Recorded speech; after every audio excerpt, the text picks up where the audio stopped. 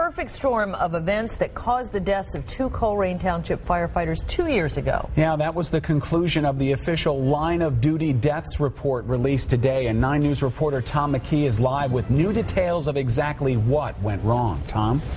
Well, Brendan, it's taken 2 years to finish this 450-page report on exactly what happened to Captain Robin Brocksterman and firefighter Brian Shera. The document suggests that many of the things by themselves were minor, but they were impossible to overcome once they all lined up in succession and started gaining speed. April 4th, 2008, Captain Robin Brocksterman and firefighter Brian Shera fall through a fire-weakened floor at a home on Squirrel's Nest Lane. Fire officials Friday cited 3 factors contributing to their deaths.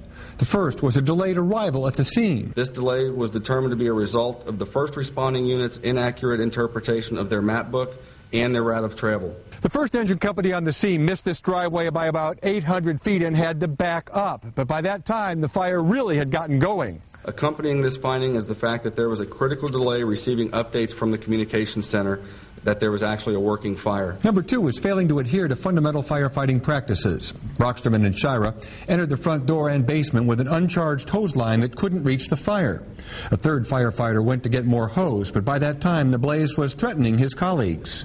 The 2-person team of Captain Brocksterman and firefighter Shera then evacuated back up the stairwell without following the hose line.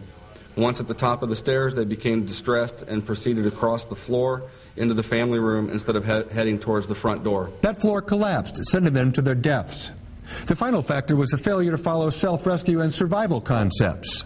There was no indication that either firefighter attempted to activate their emergency radio button or their emergency pass device. Another problem was communication, especially from the radios carried by Brocksterman and by Shera. We have 4 confirmed, documented times where they were bumped off the system. One was at a very critical moment. It can only be assumed that these blocked or rejected transmissions suggested that one or both of our firefighters were attempting to radio for help. And Brendan, one of those blocks came from a different fire department not on the scene that was monitoring the situation. Well, of course, all this has led to a lot of changes in Colerain Township Fire Department training and tactics, and I'll have that story coming up at 6. Tom McKee reporting live tonight in Colerain Township. Thanks.